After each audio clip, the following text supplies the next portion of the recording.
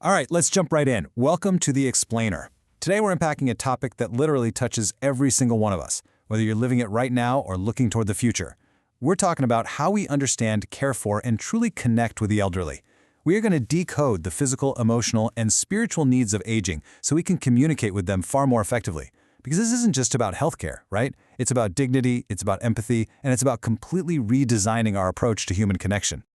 So I want you to picture this for a second. What happens when the world starts looking like you're wearing amber-tinted glasses all day, every day? It's kind of a wild thought, right?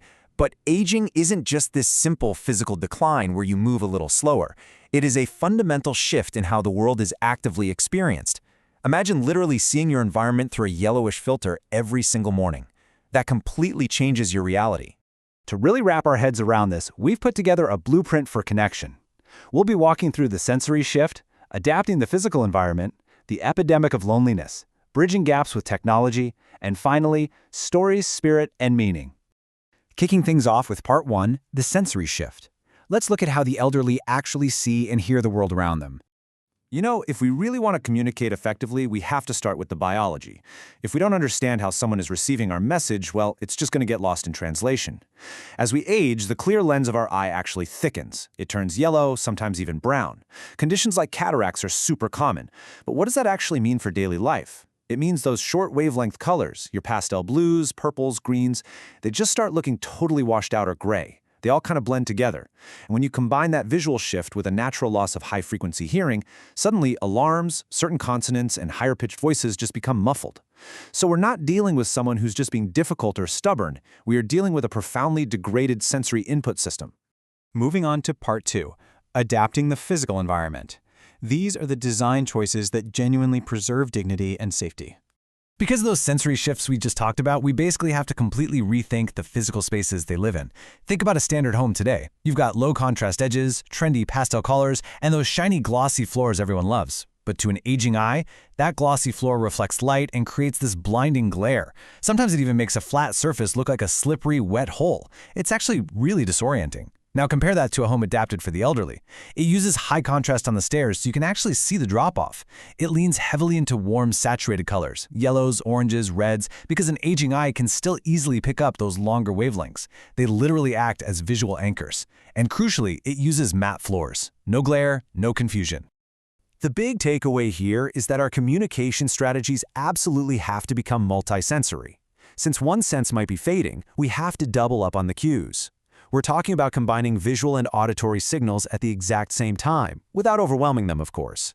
Keep those everyday instructions super simple and clear to reduce the cognitive load. Bring in bright, warm colors to spark some energy and cut through the dreariness of failing vision. And honestly, just from a purely practical standpoint, making sure handles and grips are large and non-slip is an absolute game changer when you're dealing with muscle loss or joint pain.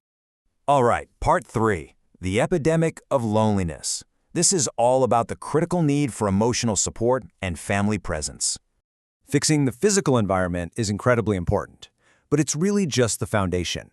We have to talk about the emotional landscape, which is, tragically, often completely overshadowed by isolation. Consider this number for a second: 8.2 million. That was the number of elderly people in Turkey alone back in 2021. It just puts into perspective the massive demographic scale of this issue. We are talking about millions of people entering a phase of life where their physical mobility is dropping and their social circles are rapidly shrinking. Let's break down what that actual day-to-day experience looks like for them. In regional studies, when elderly folks were asked about their primary challenges, a massive 81% pointed right to health issues. 61% cited a feeling of physical inadequacy, and 28% were struggling with economic problems. When you really think about those compounding daily stressors, your body hurts, you can't move around like you used to, and money is tight, your world naturally shrinks. You start to pull back. And that's exactly why ramping up social support isn't just a nice-to-have bonus, it is a fundamental health requirement. Which brings us to a really vital concept known as aging in place, or in Turkish, yerinde yaşlanma. This is basically the ability for someone to live safely and independently right in their own home and community as they get older. The research is super clear here. Life satisfaction is deeply, deeply tied to staying in a familiar environment surrounded by a lifetime of memories. But here's the catch. For aging in place to actually work, frequent family conversation, emotional support, and just being physically present are absolute musts.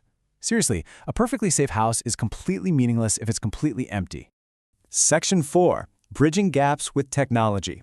We're looking at using digital tools to really foster that connection. So, reality check. Families are busy. People live geographically far apart. How do we actually maintain that connection? Well, modern technology can be an incredible tool for bridging those gaps. Step 1 is bringing in smart home safety and IoT sensors, things that can subtly monitor for falls or track daily routines without feeling invasive. Step 2 involves social robots and AI. I know, it sounds totally sci-fi, but interacting with socially assistive AI can genuinely help reduce feelings of isolation and even keep an eye on cognitive decline.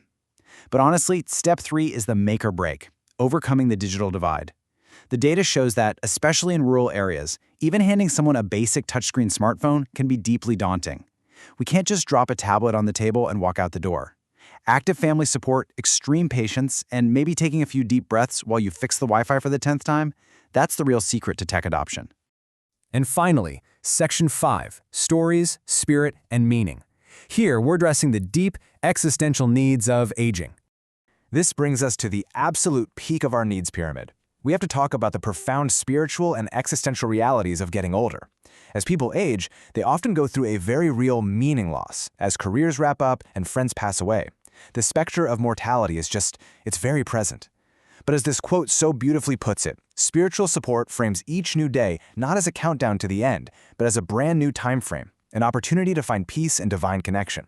It helps build this calm, accepting consciousness of mortality, shifting the whole mindset away from anxiety and toward a more graceful surrender.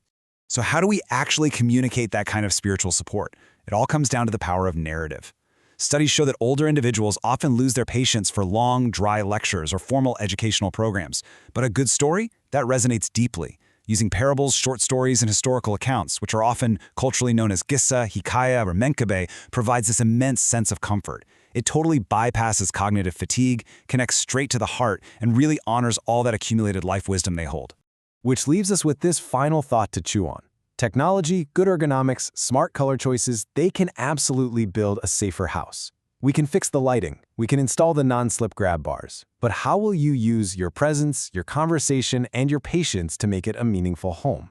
True dignity in aging isn't just about structural tweaks. It is preserved through deep, empathetic human connection. So take these tools, use this blueprint, and go connect with the elders in your life. Thanks so much for hanging out with us on this explainer, and we'll catch you next time.